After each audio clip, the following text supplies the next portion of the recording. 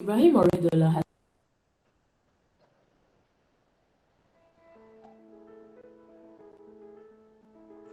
Ibrahim Oredola has more than 5 years of experience in startups, social entrepreneurship, capacity building, and youth development. He holds a bachelor's degree in law from the University of Ibadan, Nigeria. He has received social entrepreneurship and leadership training from the Center for Entrepreneurship and Innovation, University of Ibadan, Tolerance Academy, Lexi Business Fellowship, and Lifting Youth and Fostering Entrepreneurship LYFE program, Lagos. He is a 2018 Fellow of the Tony Elumelu Foundation Entrepreneurship Program, FG's 2019 iStartup Southwest Incubation Program Fellow, a 2019 Voice Lab Fellow, the winner of the 2019 Udo Udoma Bello Usage National Pitch Contest, and 2020 first runner-up of the JCI Business Plan and Pitch Competition. His passion for community building, skill development, effective leadership, and youth employability led to the founding of SkillNG. SkillNG as a social business addresses the problem of skill competency as one of the major causes of employment and unemployability through effective training delivery of global in-demand digital employability and entrepreneurship skills, as well as provision of talent recruitment service for small businesses. Founded in 2017, SkillNG has trained about 5,000 young people while engaging more than 100 tutors in different industry-related skills. Aside running a training hub in Ibadan and operating in other southwestern states in Nigeria, SkillNG is currently working to scale and expand across campuses and communities in Africa to reaching the goal of strategically skilling 1 million youth and creating about 10,000 jobs within the next decade. Having experienced the recruitment process of organizations like Jumia, Sahara Group, British Council, Legit, formerly Nige, and other local startups, Ibrahim has gained valuable insights about employment readiness, and for the past 3 years, he has been developing, sharing, and teaching these insights under the SkillNG's Employment Readiness Training, where he has mentored hundreds of other young people in getting their dream jobs, leveraging on personal branding and strategic use of social media platforms. He has delivered employment readiness and youth development training on the platforms of organizations like Yali Network, Junior Chamber International, Enactus, Building Nations Initiative, Allspice, and others. In the past, Ibrahim has worked in different capacities as an administrative officer, legal personnel, recruitment officer, journalist, and a teacher with Delta State Ministry of Justice, Delta State Innovation Hub, Arafat Concierge, The Page News, and Prime Stone Tutors, respectively. Aside running SkillNG, Ibrahim currently works as a freelance staff with the British Council in the delivery of international exams in Ibadan. Ladies and gentlemen, make welcome Ibrahim Oredola.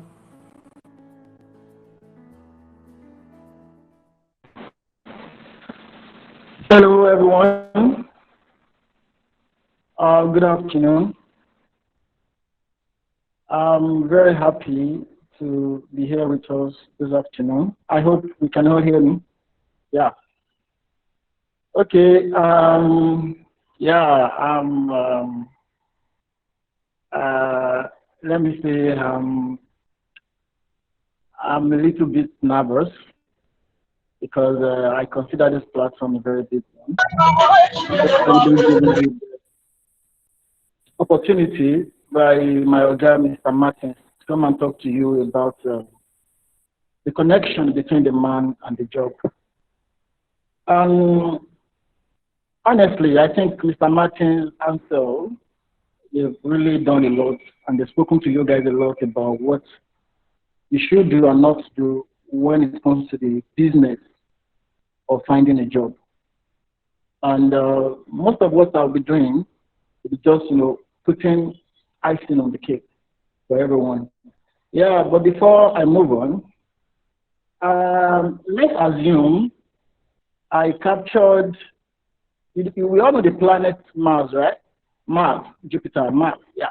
Let's assume I captured the planet Mars and I put it in a tin. What do we get?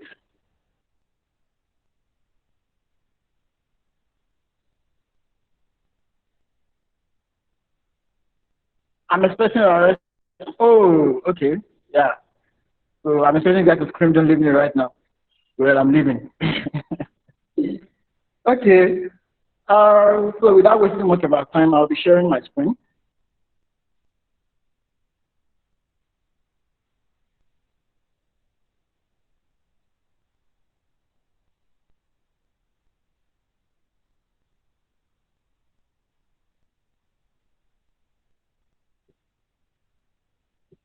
Okay, so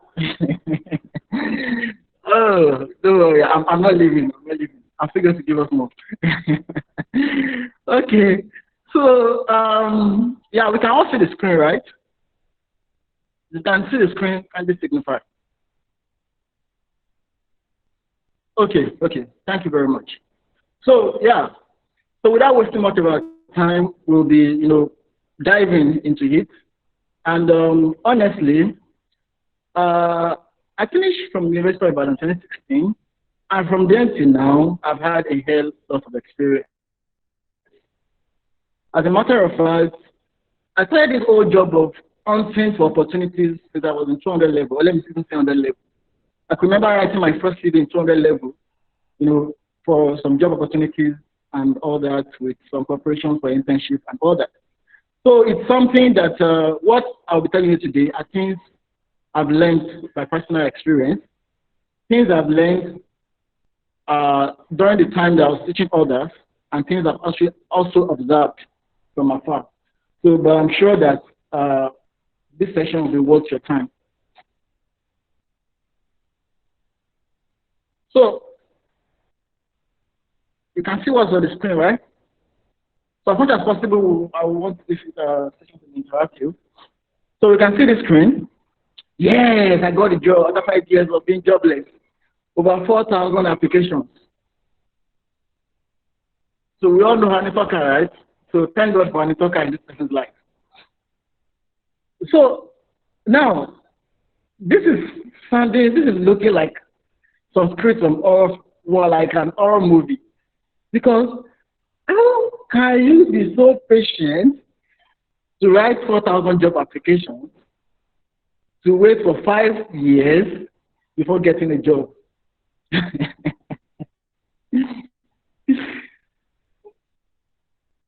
I want us to see the thread. So she was saying it wasn't easy at all. Rejections upon rejections. I got discouraged and grew tired of applying, but again, I was also tired of being dependent.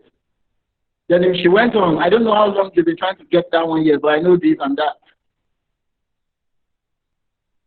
And then here, I want to pay attention to this slide because I'm coming back to it, this particular one. So one guy commented on the tweet and said, "Congratulations to you, but I already lose hope. As nobody wants to employ me, and even if I get disqualified just because of my right eye problem." So we are coming back to that. Then down, you will see a comment by Solomon Shojobi. So the guy saying that, "Have you heard about freelancing?" Then the guy replied, "No." So yeah, so let's come back to the horror movie. 4,000 jobs in 5 years. Now, even if you think this is exaggerated, the point is, the fact is that a lot of young Nigerians are actually going through this. A lot of people send in applications, tens of applications every month, hundreds of applications within a quarter, just looking for the right job. So now, in this session, we are going to be talking. I'm going to be, discussing with you what you need to do so that you don't end up as a character in this kind of movie.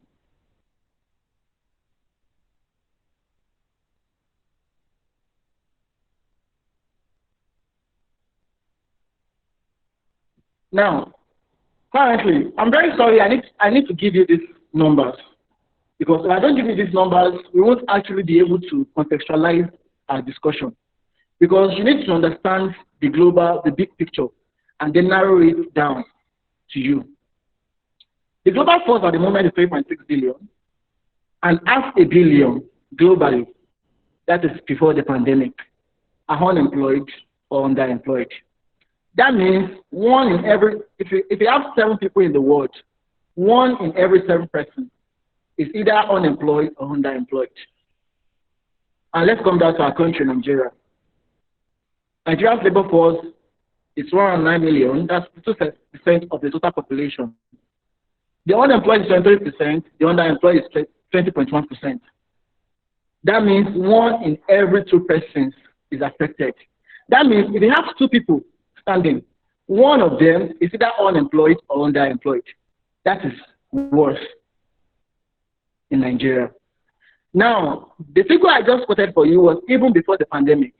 Now, the reality now, earlier this month, the MBS released another report saying that the earlier number, which is 28% of unemployed people, might have actually been doubled. That's 46% of unemployed, not even accounting for the underemployed. So that is telling us now that if we have 3 people standing, for every 3 people standing, only 1 of them is employed. 1 is underemployed and 1 is unemployed. Every 3 people, young person is in Nigeria. Now, this is crazy. According to a report, it states that Africa needs to create 20 million jobs a year to address unemployment. And Nigeria needs to create half of that number in order to close the unemployment gap. And contrary to what you've been reading before, that 1.8 million enters the labor market every year in Nigeria, that is false. It is actually 2.9 million or even more. So that is telling you that some people are in the labor market, they are not getting jobs. And then we are having more people join them. So it's like Wild West. So what's the verdict? There are no jobs. Do we all agree there are no jobs out there? Based on what I've told you, you can see it for your eyes. Like, these are numbers, these are statistics. There are no jobs out there. However, if you go online, if you look at newspapers, you see vacancies almost every day. Newer vacancies being published. Newer vacancies being published. Hundreds of vacancies. If you go on Twitter, if you go on LinkedIn, if you go on Facebook, if you go on Instagram, when you know how to search very well, you will see that, okay, there are newer vacancies every day. So, as against my earlier slides, that's trying to say that, man, there are no jobs. This also telling us that, well, maybe it's not as bad as that. There are actually job vacancies. There are businesses. As a matter of fact, we have about 100 million, even small businesses in Nigeria, according to the CBN. So that's telling us that people actually work for these people, and they also recruit, no matter how small. And when you put all these things together, it's actually a huge number. So that's telling us that there are actually jobs. So what is now the problem? As a matter of fact, we have 2 myths. And the number 1 myth is that there are no jobs. Number 2 myth is that there are jobs.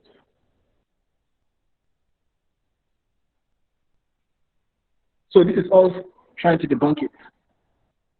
There are actually jobs out there. You don't know.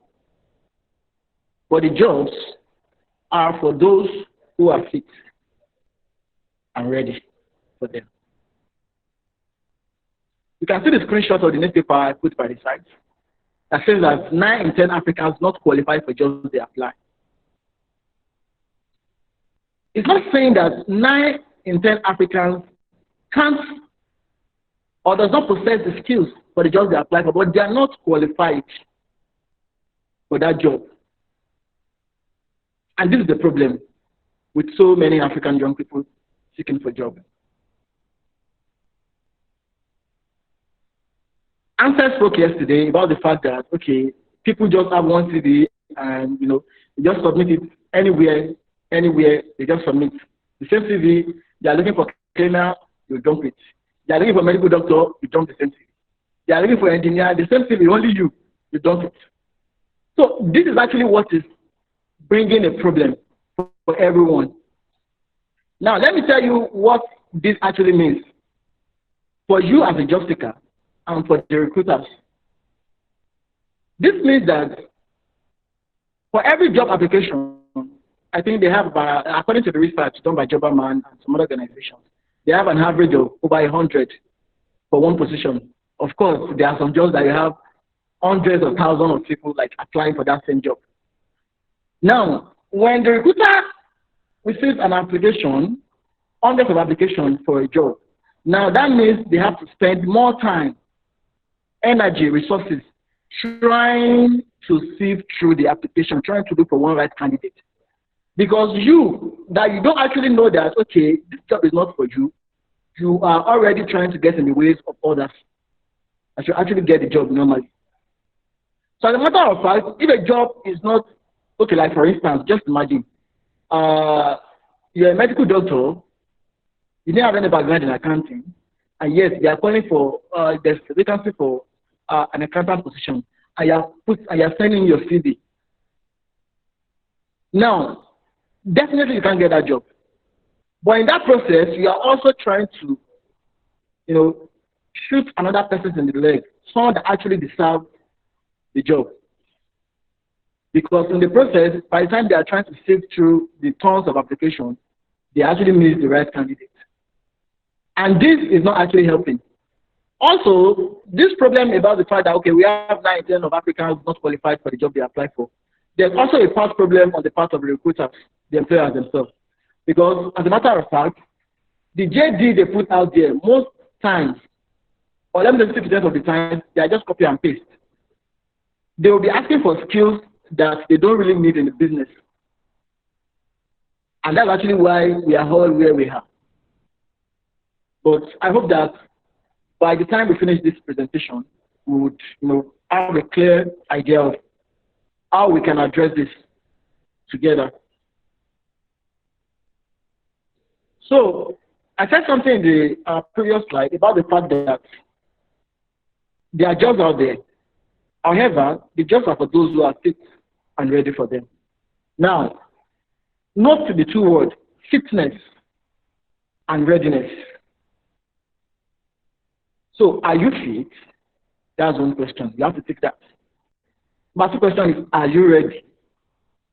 Because you can be fit and not be ready for a job. And you'll be shouting that, I don't see job. So, what does it mean to demonstrate fitness for employment? What does it mean to demonstrate fitness for employment? To demonstrate fitness for employment is actually very simple. And there are two ways. You can demonstrate fitness by your training and or certifications. You can demonstrate fitness by your experience or portfolio.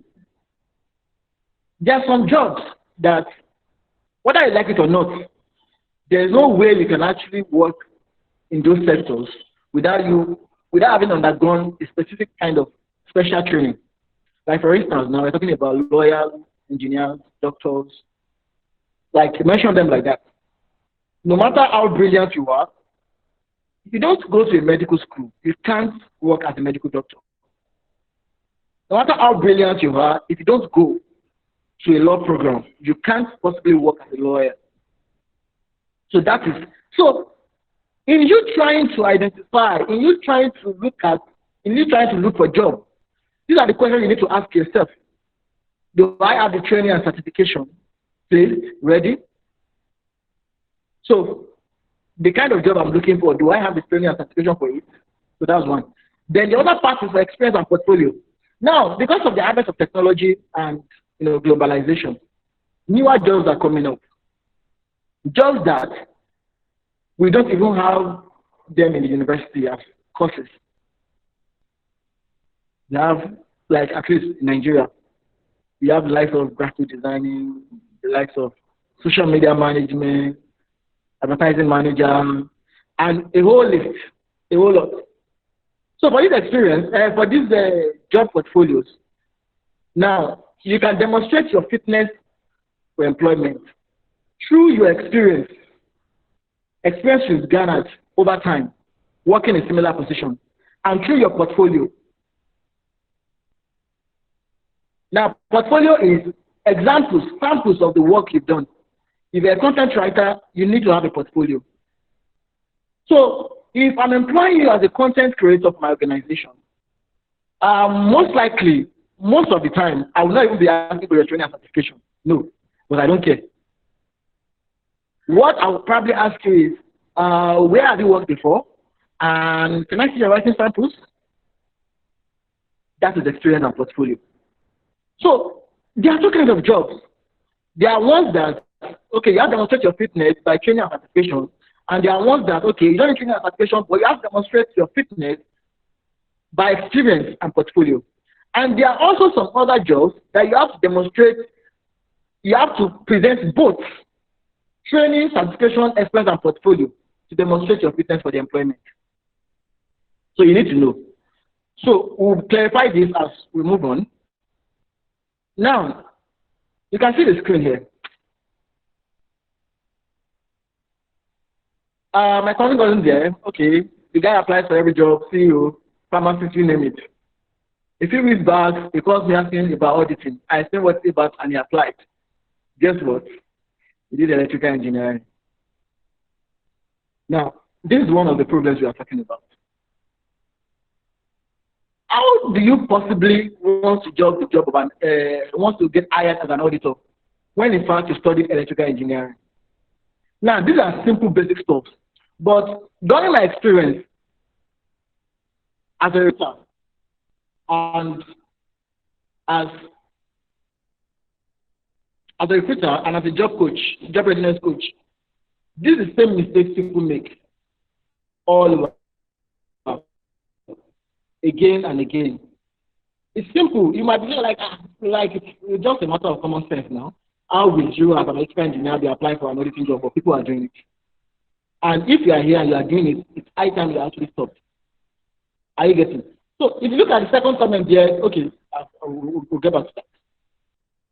So now the point is, you might be a skilled engineer, a skilled lawyer, but you might not be fit for that particular job position. So for the fact that you have rejections, for that you are being rejected, doesn't mean that you are not okay. Doesn't mean that you are not, good candidate. But you are not just fit for the position. And that's why I put on this slide that even if you are a perfect square peg, you are still unfit for a round hole. The most fitting for a round hole is a round peg. And that's actually why the question of you tailoring your application, tailoring your CV, your resume to the specifics of the job applications comes in. And let me clear this in. Never ever in your life should you apply for a job without seeing the JD. Some people, when they say a job vacancy, they just rush to, apply by sending it also to this email. That's the only thing they look at in the JD, job vacancy. It's wrong. So you have to read through to determine your fitness for that particular position. Educated or jobless. So there's this interesting report, that I found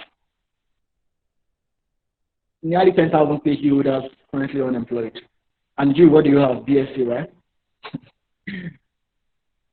And shocking enough, it's saying that the likelihood that you have a job is lower if you have gone to university. That is like crazy. And that is shameful.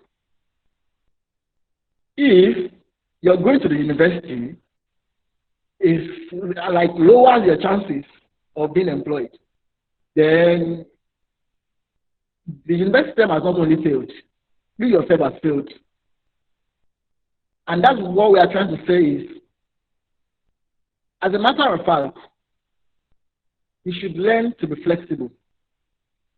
Learning to be flexible, very, very important. As we'll get to know, there are some people that, I understand that, people that are in this conference, there are some people that are students, there are some that are graduates already. So if you find yourself having studied a course that is not in demand, a course that you can't possibly get employment in Nigeria, then you shouldn't be stuck about finding a job when there are no jobs for that particular skill set. The next step for you is to maneuver, be flexible, and find an alternative quick. So,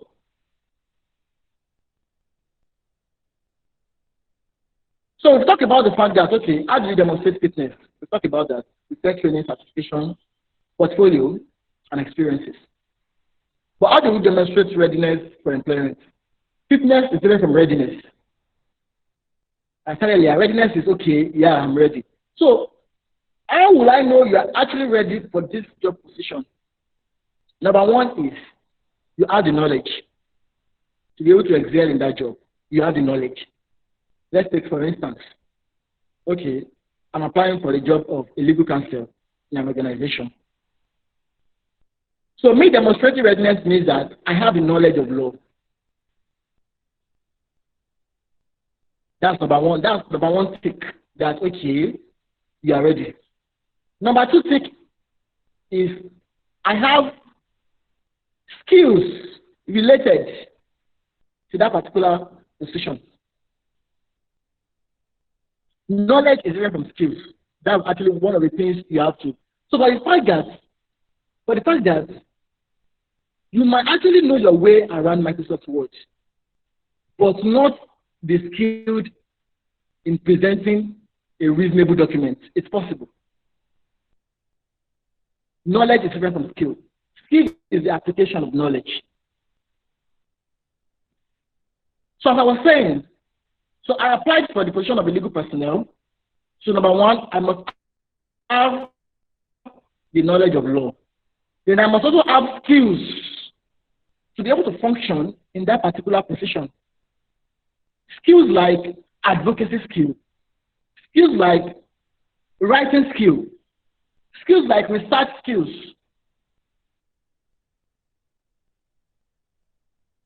Skills, things that, okay, I can actually apply my knowledge to.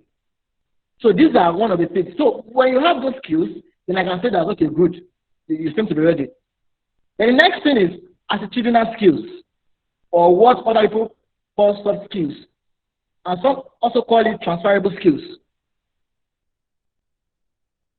Are you getting? And these are skills that, okay, they are transferable from any job. Whether you're a doctor, or you're a lawyer, or you're an accountant, you still need team playing as a skill. You still need communication as a skill. Yeah, I was talking about this yesterday. Then also,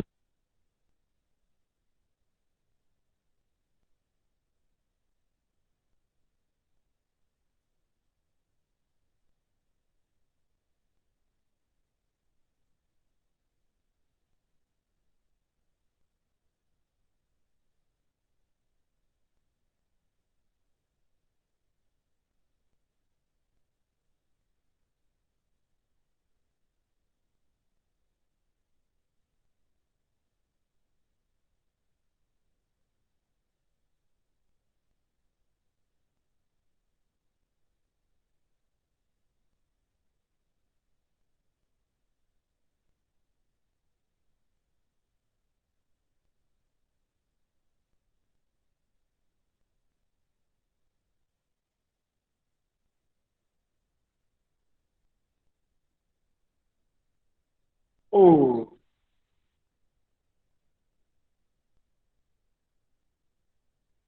very sorry about that. Please, can you tell me where you lost me?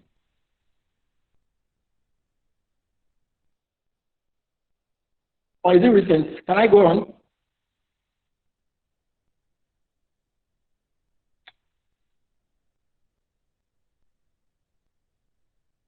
Okay, okay. Thank you very much. So the last skill you need is a job application skills. As I said earlier, can you write your CV? Can you craft a sensible cover letter? Can you craft an official email without error? Can you go for a job interview and still perform excellently? Now, these are readiness skills, employment readiness skills that you need to pick. Now, this will tell you that, okay, you're actually ready. It's different from your fit. Teaching is one thing, being ready is another. So even if you are fit, you have all the knowledge, all the skills, but you can't show it properly on your CV, you can't show it on your cover letter, or you are making mistakes when you're crafting an email, or went for an interview and you're stammering, then I simply just look at you. This man is not ready for this job.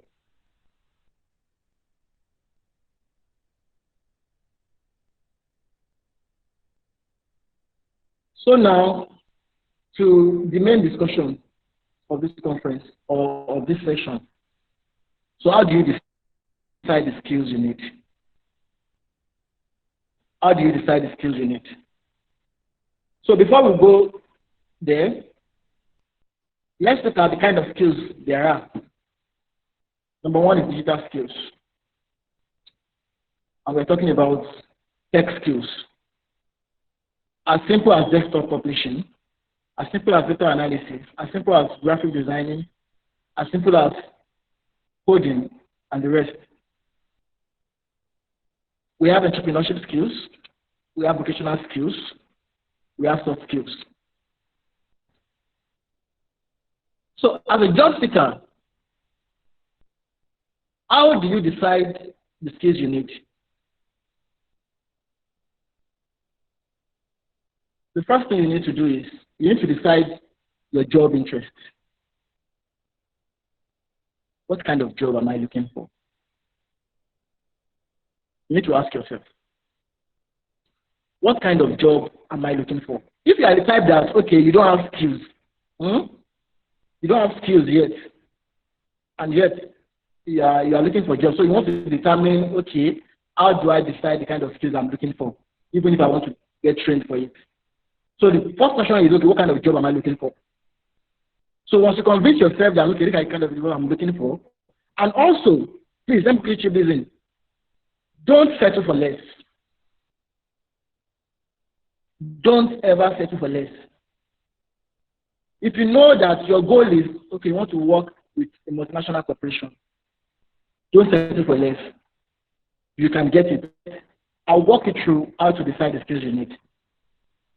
If your aim is to work with Youlead and Sons, there's nothing bad. As Saka said yesterday, it's all well and good. As a matter of fact, I'm Youlead and Sons. Are you getting? If you want to stand alone, because that's also another type of employment, it's all well and good. If your own is, okay, I just want to work remotely. I don't like going out. I hate people. I hate mingling with people. I just want to be on my own in my room, and I still want a job. So you need remote jobs. So don't go for less. Are you getting? So as I was saying, decide what kind of job you are looking for. Are you looking for a customer service job? Are you looking for a management job? Are you looking for a design job? So by the time you decide the job interest, and now in deciding the job interest, this is very tricky part. In deciding the job interest, that's if you are confused. I'm very sure Martin has said a lot about how to go about that, so I'm just going to add this. In deciding your job interest, don't do follow. Don't do follow while you're trying to determine your job interest. Don't say because your friend is into marketing. So you yourself, you need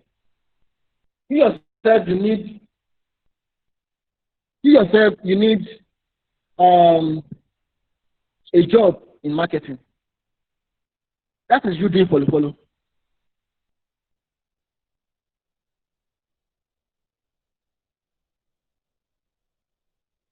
In deciding your job interest, one important thing you need to notice, what am I passionate about? I know Anze talked about this yesterday and said, okay, money is very important. Don't go and be saying that you are passionate about something and the hunger might kill you.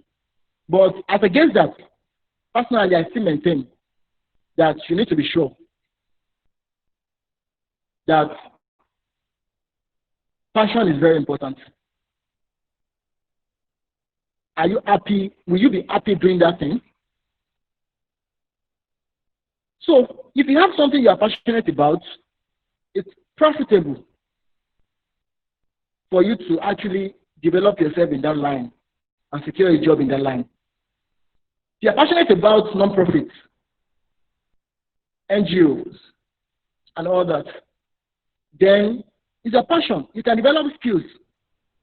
There are a lot of NGO jobs out there. Then find an NGO and get a job. If you're passionate about drawing, then you can go into digital artistry. So, however, if you don't know what you're passionate about, then of course you can follow Angel's advice yesterday.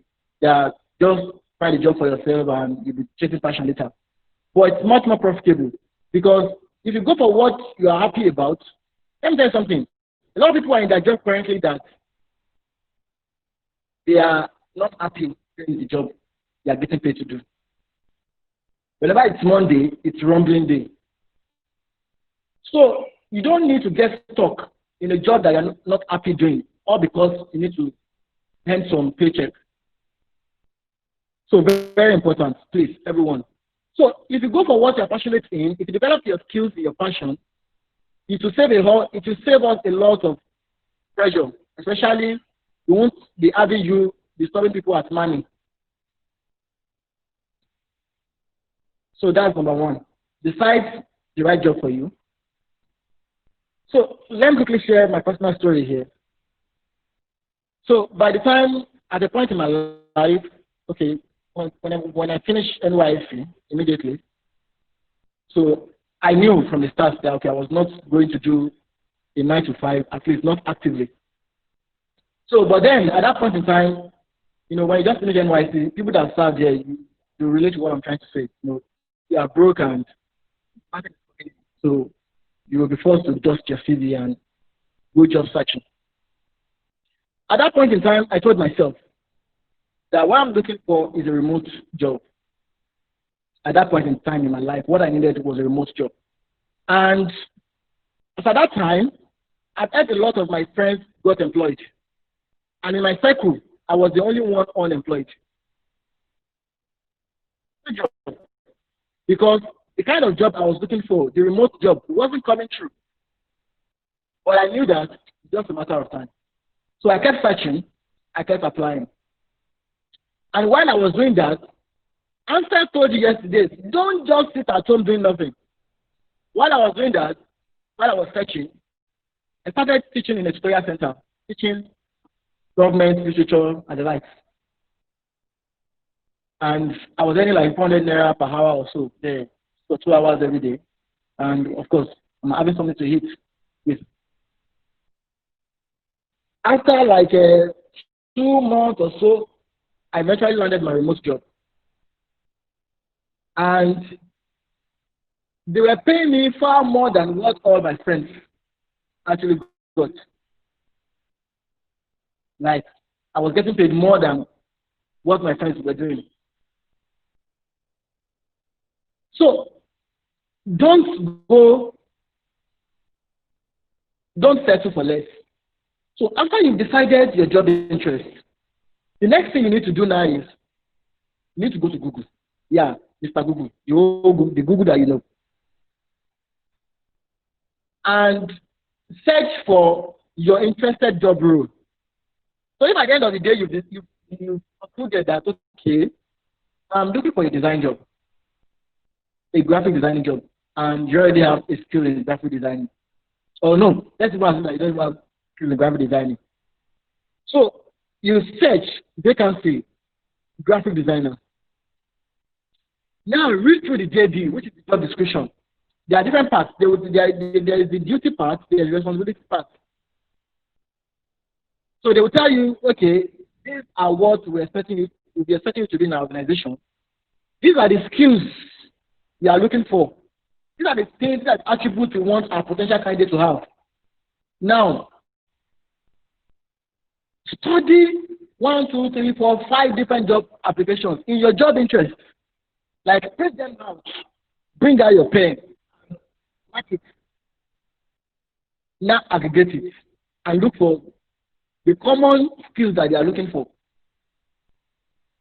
So if you are interested in a job, a graphic designing job, and you don't have graphic design, so definitely at the end of the day, you know that okay, you need to learn graphic design.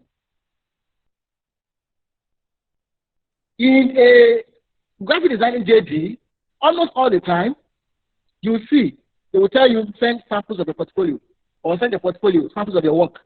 So you know that that also is very important. So you know that now I need to go and learn graphic design. I need to learn this. I need to learn that. Then consciously go ahead and go and learn them. List the skills you need to learn and start learning them. Look at the soft skills and start strategizing on how to build yourself into it. So that I can assure you, the one I'm using as an example, which is the graphic designing job, if you put in like 1 year or even 6 months, yeah, of active concentration and focus, at the end of 6 months, you will be fit and ready for a graphic designing position. People need you don't if you didn't study anything related to it. Because by that time you are being strategic. You already knew that okay, these are actually what they are looking for in a graphic designer. So as you were learning, you were also trying to be with it. So that's very important. Now, in a situation whereby you already have some skills before, and after you research the JDs of different job adverts, you realize that okay, you are lagging behind on some skills. Then you need to upgrade your skills before you now say that okay, I want to be sending my CVs out. Very, very important.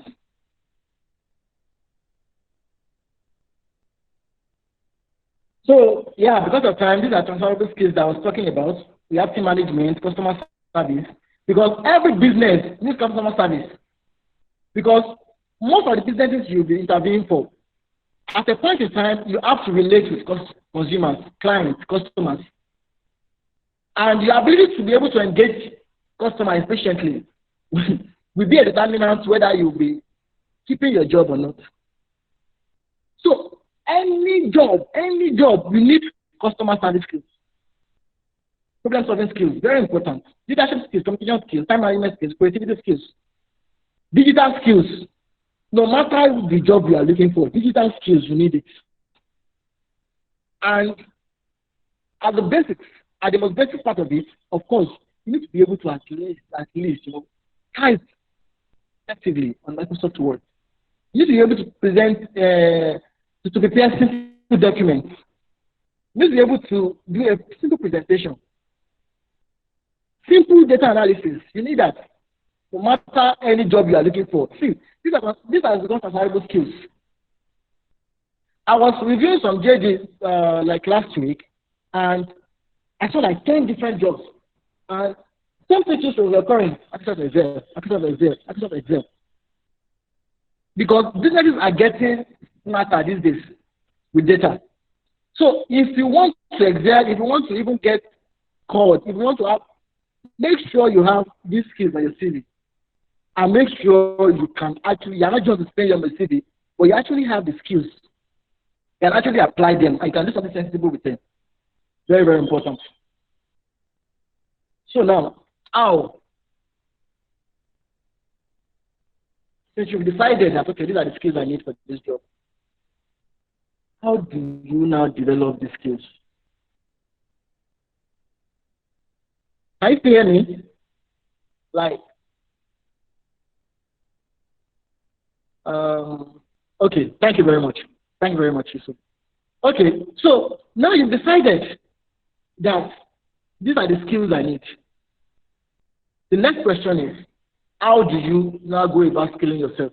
Number one, yeah, because of technology, everything has been digitized, and you can practically learn anything. So the first bet is you going to online and taking courses relevant to what you've highlighted in your JD search, in the research you were doing about the job role you are interested in. So let's assume that you said, oh, I want to do data analysis, but I don't know anything about data. So at that point in time, you already research like 4 or 5 different past vacancies that they posted in the past. If you go to Google, you will find a lot of them. So in that already, I realized that, okay, you need knowledge in Excel, you need knowledge in Tableau, you need knowledge in Microsoft BI.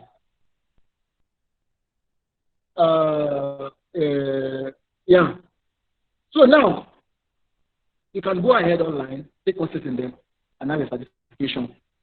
Don't just take courses in them, also make sure you have portfolios to back it up. So do pre-project organizations and all those stuff.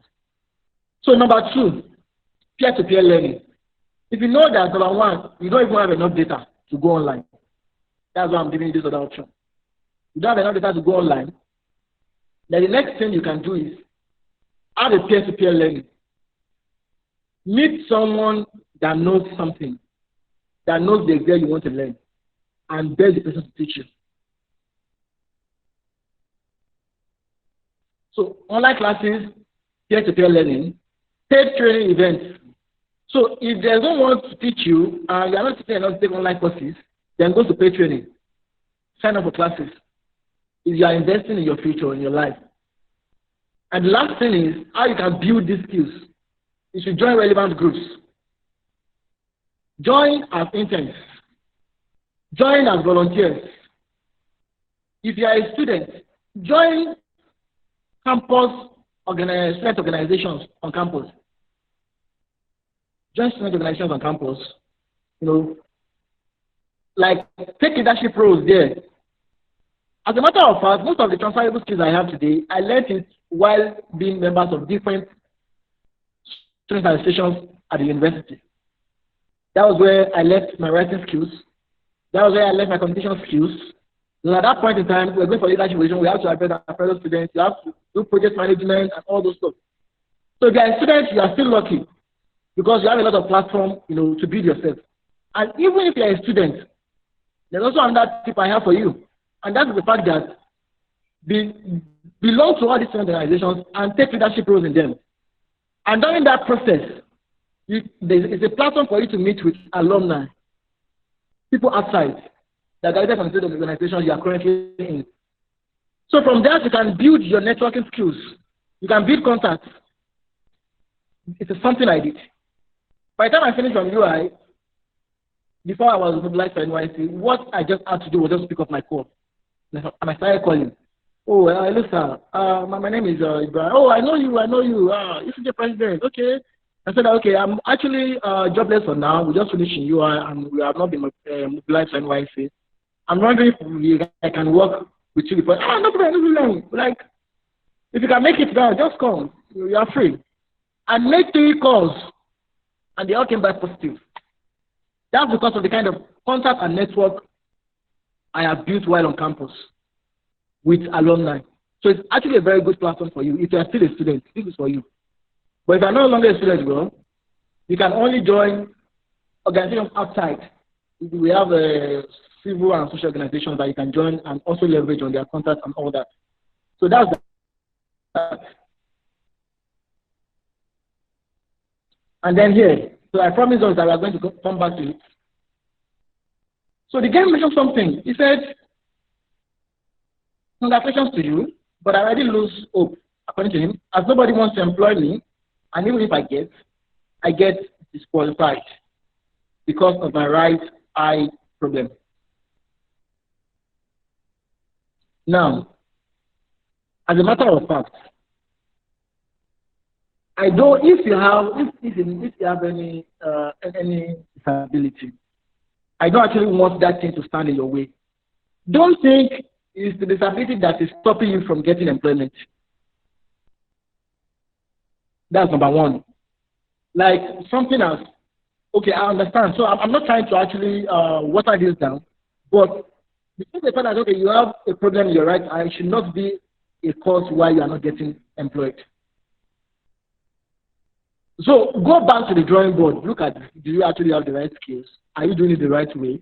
Are you starting through the right channel? If you can actually do the job, like if you can actually deliver, then no other disability that's not directly linked to your to you carrying out the job will actually stand in your way. So know that. That's one. Then the other thing I also want to note here is that if you know that, okay, you have a major disability, and that, okay, yeah, you need special organization to actually accommodate that special ability in you. Then also, while you are searching, look out for organizations. There are some organizations that you will see the JD, they will tell you that people living with disability are encouraged to apply.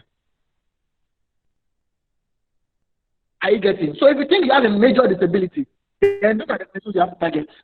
Because for those organizations, like, they are under compulsion to actually employ you. And if they don't see you living with disability, of course, they will employ people that are not with disability. And you will be there saying that you don't get a job because you are disabled. So very, very important.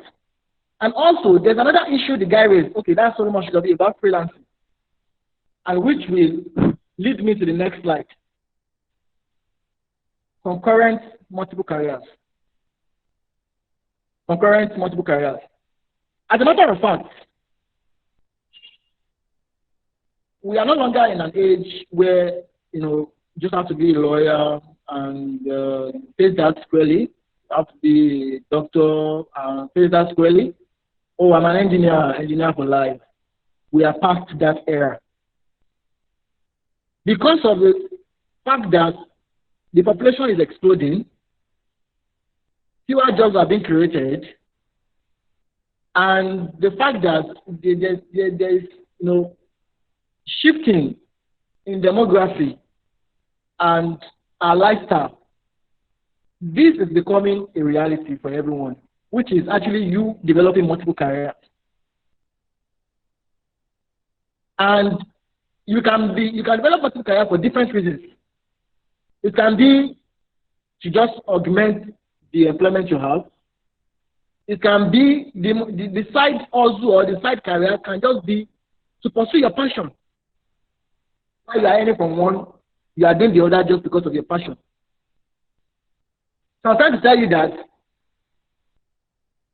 if you are a doctor or you read medicine or you read botany, don't get fixated on the idea that you must only practice as a botanist. Open up your mind. Wake up, open your eyes. Use the word of concurrent multiple careers. Pick up new skills.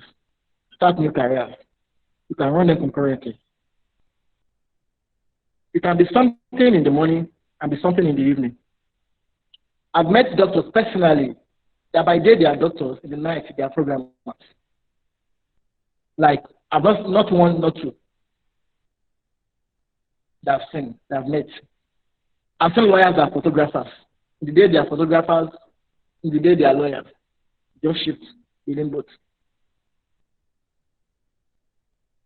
And personally, despite the fact that, okay, I read law, well, I'm not practicing as a lawyer, but I do other things. My main thing I do is actually what we do at SkillNG, but I also have other side things I do, like working for the British Council, like running a cultural initiative. And through all those platforms, I was also developing some other skills that are very vital. And through that, I also get to earn to maintain my lifestyle. But let me find a note of wording. If you're running concurrent multiple careers, make sure it's paying you. Even if it is passion, it has to pay in one way or the other. If it is not in monetary terms, it should be in some terms that you can know that, okay, yeah, this is actually contributing to my growth, overall growth. So don't just do it for doing sake. Please. Very, very important. And when we're talking about current multiple careers, we also talk about the fact that freelancing is an option for you. Freelancing is an option for you. And it's simple. I said earlier, it's just the art of working for everyone and working for no one.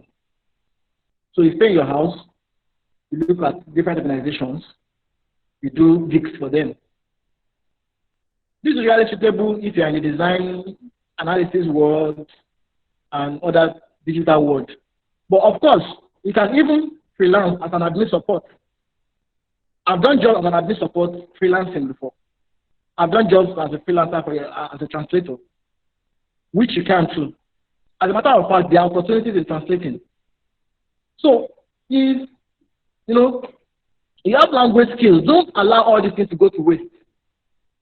You have to find a way to monetize them by going to freelancing.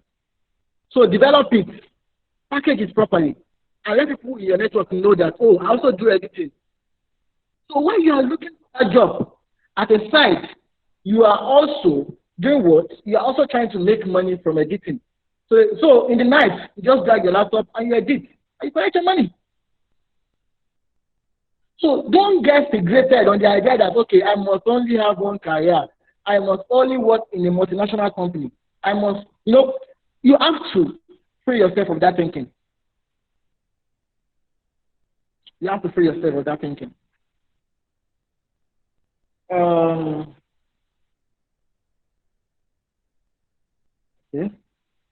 As you can see on the screen, opportunity dances with those already on the dance floor.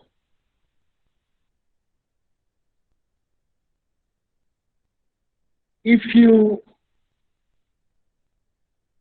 didn't plant a tree in the last 5 years, of course, those people that planted the tree in the last 5 years, they are reaping the fruits now.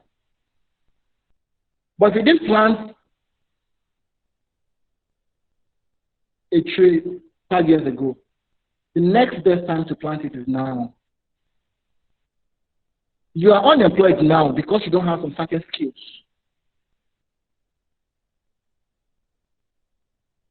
But the right time for you to learn those skills is now. Because if you don't learn it now, in 5 years' time, in 2 years' time, you'll still be where you are, and time will have passed. So do what you have to do. Because if you don't do it, it will still be there, and time would have gone. You will have lost something. It's time. So when opportunity comes, let opportunity meet you on the dance floor. If you are not there, there is no way opportunity is going to dance with you.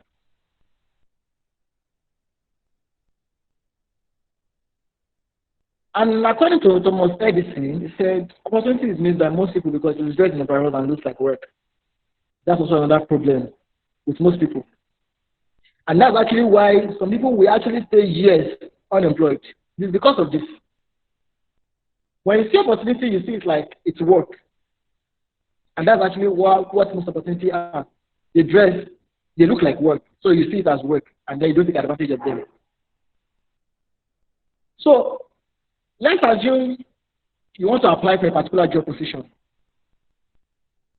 And I told you earlier that it will be suicidal for you to say you are using the same CV for different job positions. As a matter of fact, you should actually tailor your CV. You should send a different CV for every job application, except they are really similar. So if this one has to do with you are looking for an editor here, and you are looking for a writer here, okay, it's similar. They are looking for a writer here, but they are looking for a content manager here. They are different, but you can always tweak your CV. Are you getting me now? To reflect that. So it is work.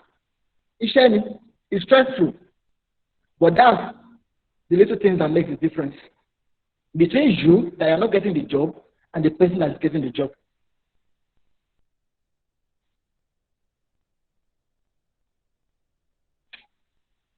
I intentionally added this because of what I wanted to say about passion. Passion is very important. You get why? You get why they say passion is very important. Because some people are at their jobs right now. I'm telling you, because I'm speaking firsthand from talking with people. They are not happy. They are always sad because they're not doing what they like in what they enjoy doing. So don't get stuck in that loop. And if you don't have choice, then you can go ahead, but always have a way, develop your skills, and try to come back to what you love doing. So that's the whole essence of it. If you are working and you don't enjoy it, then there's no point, there's no sense in it. So there's no scarcity of opportunity to make a living at what you love. There's only scarcity of resources to make it happen. So if you love something, I was telling someone that the century we are in now is actually a century whereby it's almost possible for you to be anything and excel at it. I don't know if anybody knows Ikorodu boys here on Instagram.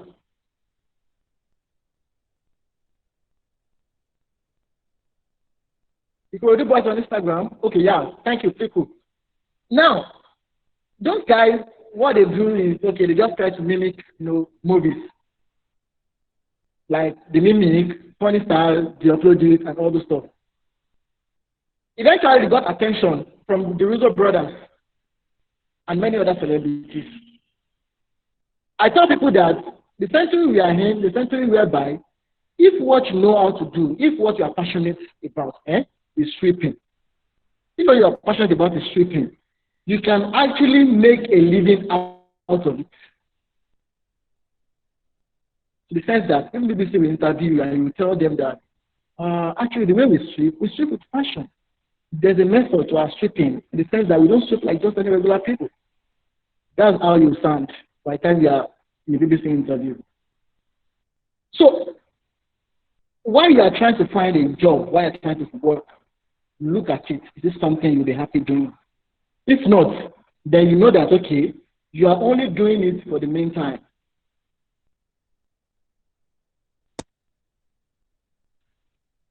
Other important things you need to know: career ownership.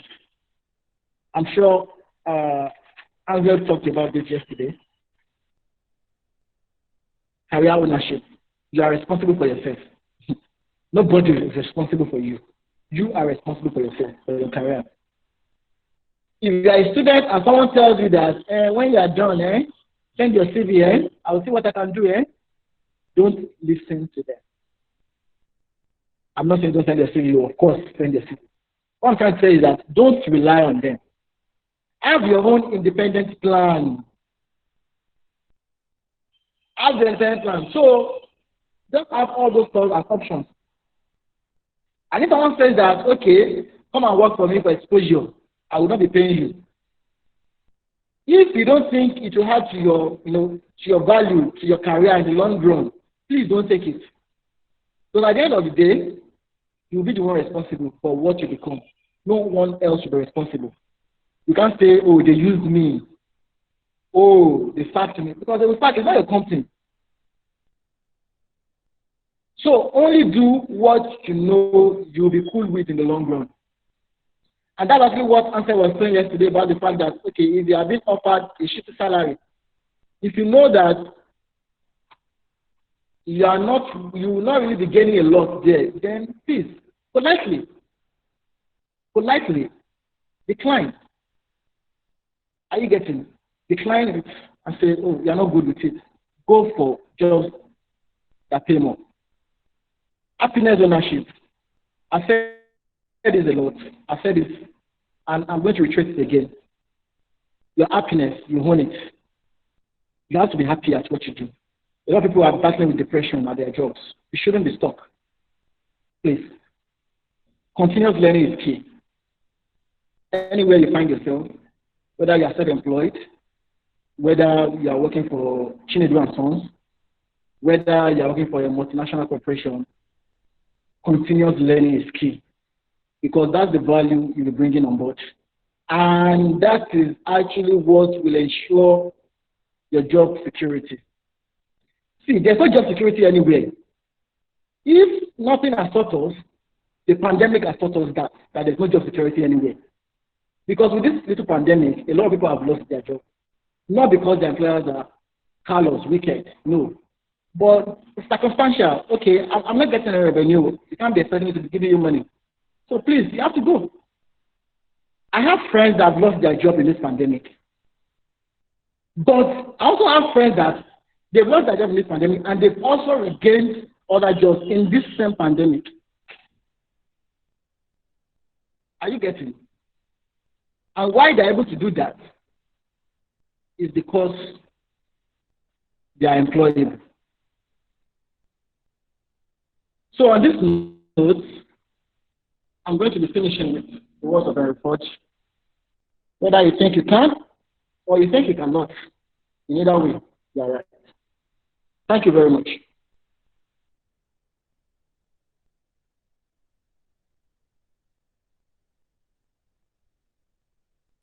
Thank you so much for an amazing session, sir.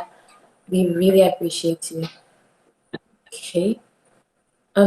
Please, if you're having any questions now, could you send in your questions to the comment section, and we will take questions now. If there's any questions, please send your questions into the comment section. In the next few minutes, we'll be running through questions, and we will be getting answers. Thank you so much, Mr. Ibrahim. It has been a really amazing session. Everybody can testify that all the speakers from yesterday have been giving us down-to-earth, simplified, no aspire to respirate thing, very simplified, easy to apply methods on how that we can get ourselves to the place that we want to be in life, in purpose, and in career. Thank you so much, Mr. Ibrahim. All right, there's a question here for you, sir, and I will just read it out now. Okay, it says, my question is, in preparation CV for a fresh graduate, is there any need for a professional summary or career summary?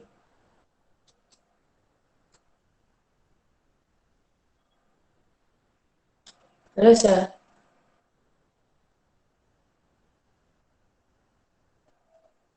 Okay. I think there's a break in transmission.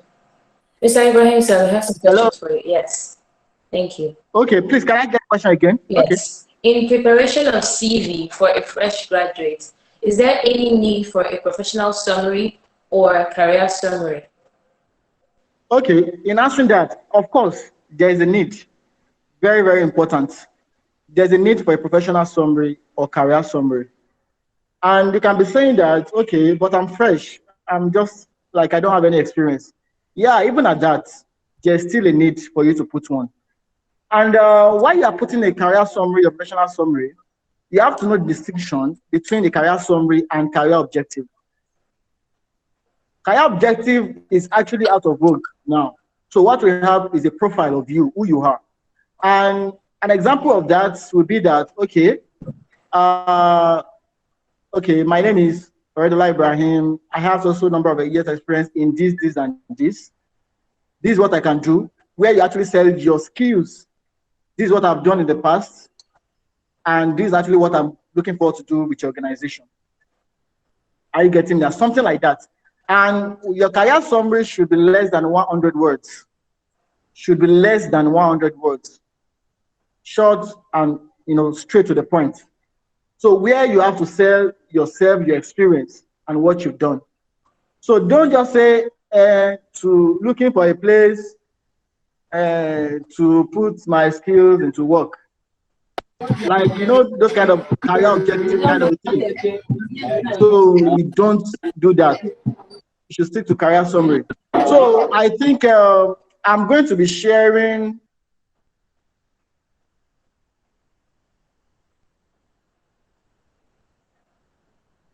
Ms. Mercy, please could you turn off your camera? Thank you.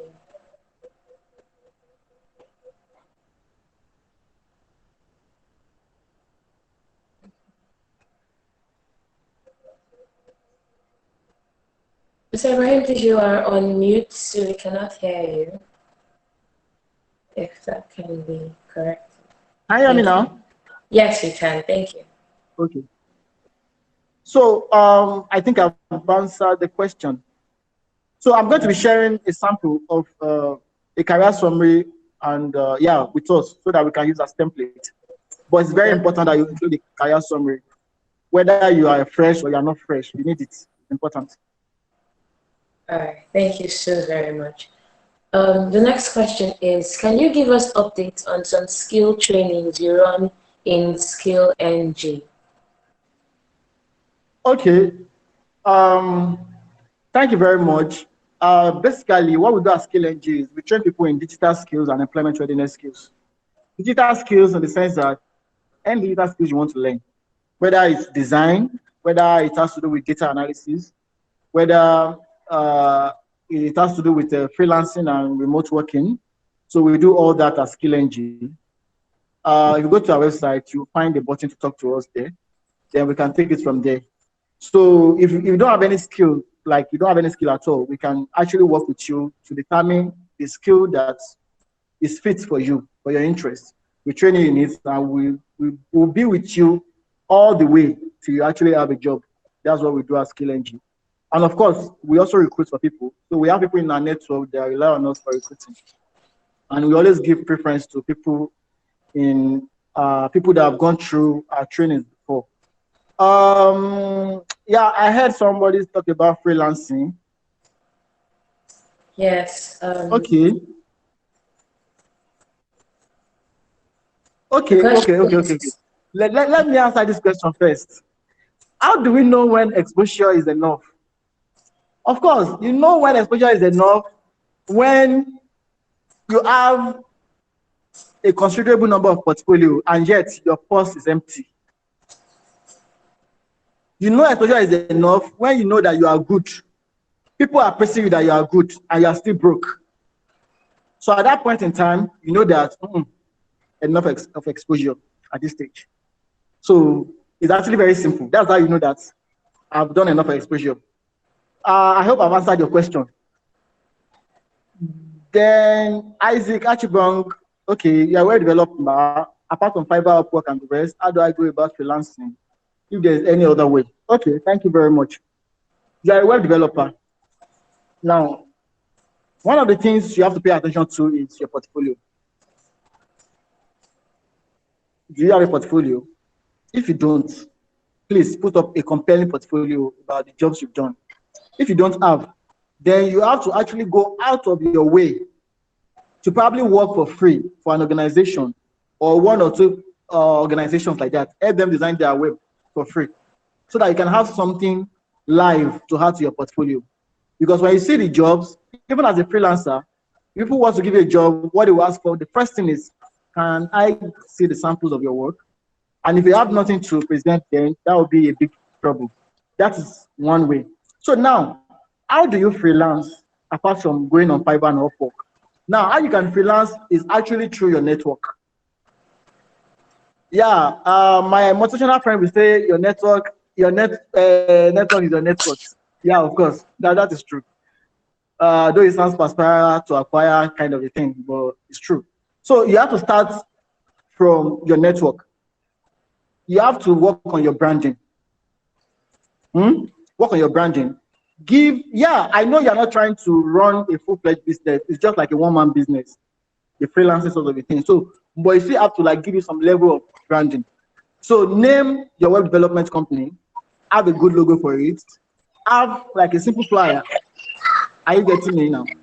So push it out through your network, let your friends repost for you. Put it on Instagram and all the stores, and people see, let people know you that this is actually what you do. So people already know that that's actually what you do. That's actually how it comes in. So, and this idea is something I've tested and worked with, and it has worked perfectly. So I'm talking from experience. Work with your network. Let all the people in your network, everybody that knows you, let them know that you're a web developer. Once they know that you're a web developer, trust me, you just need to sacrifice publicity and free content for 2 months. You'll see people will actually start, giving you a work here and there, small, and you start building your portfolio. That's one way to go about it. And another way to go about it is actually what I call cold calling, in the sense that, Mr. Isaac, are you a student or a graduate? Student. Okay, Mr. Isaac, you're a student. Okay, thank you very much. That makes it easier for you. This is what you have to do in your university, or I don't know where, in your tertiary institution. This is what you do. Look at student organizations around you or student organization you belong to. approach them, sell it to them that, guys, you need a website. Are you getting me now? Sell it to them. If they sell it to you, like if they bought it, then you can actually start from there. If they are telling you that there's no money there, there's no this and that, don't worry. You give them a ridiculous discount, let them pay for the hosting and domain name. Do it for free. It's part of your portfolio, as I said earlier. And since you are still on campus, you have enough time to experiment and build your brand. So by the time you bid for 1, 2, 3 student organizations, other student organizations will actually also want something like that. And obviously, you are the one they will come to because you've already done something with respect to that. So yeah. So now let me give you an example of how I've actually put this into practice personally. Around 2017, that was actually when we decided that we are going to be running a cultural initiative called Atelewo. If you go to atelewo.org, you'll see it there. And what we do is we promote Yoruba culture and language. So I have some like modern skills in writing Yoruba. So I developed myself in translating from Yoruba to English, English to Yoruba. And if you actually follow me, if you are on my WhatsApp, you'll see that I post thoughts on Yoruba like often. And because of that, a lot of people in my network already know that, oh, anything concerning Yoruba, just go to Ibrahim. I didn't even tell them that, oh, I'm doing this, oh, I'm doing that, because it's just my own passion. I'm not even thinking of, okay, making a full career out of it. But as it goes, I find myself actually involved more in it, to the extent that organizations now approach me for translation projects. I freelance majorly on that. So your network is actually very important. Let everybody know that this is actually what you do. Then use all the other platforms. Yeah, that's all about that. Okay, one question, sir. Is a cover letter always necessary? Isn't the CV enough? Okay, thank you very much, Raphael. Is a cover letter always necessary? Isn't a CV enough? Now, this is it. As I said earlier, don't ever apply for a job without reading the JD. That's the job description. Don't make that mistake. If you make that mistake, I'm going to appear at your back and I'm going to knock you. Don't make that mistake. Now, in every JD, in every job description, at the end of the hit, they will tell you that send your CV and cover letter to this email. Some will tell you expressly, send a CV and cover letter. Now, if they've told you to send a CV and cover letter, now, who are you to say that you're not sending cover letter? Is it your job? No, it's not your job. So you just have to align with the instructions of the job. So that's one. You also see some JD. So in that case, it's actually compulsory for you to send the cover letter. Now, there are some other cases whereby they will tell you that send your CV to this email. They won't mention cover letter. Now, in those cases, since it is an email, this is what you do. You attach your CV, but you still go ahead and write a cover letter. Very important. But instead of now attaching a cover letter as a separate document, you are using that cover letter, you are posting it in the body of the email. So even at that point in time, when they told you that, okay, send a CV, you are still writing a cover letter, just that you are not attaching as a document, but you are posting it in the body of the email. Because you don't just want me to just open my email and just find out that, okay, just find your CV alone without anything. That's very wrong. That's not professional enough. So you need that. And when they tell you that, send your cover letter and your CV to this address, even when they said that, your email body should still not be empty. There's something we call email cover letter. Like 5 lines. Dear hiring manager, or if you know their name, my name is this, and this, just like your professional summary. I have skills in this, and attached to this is my email and my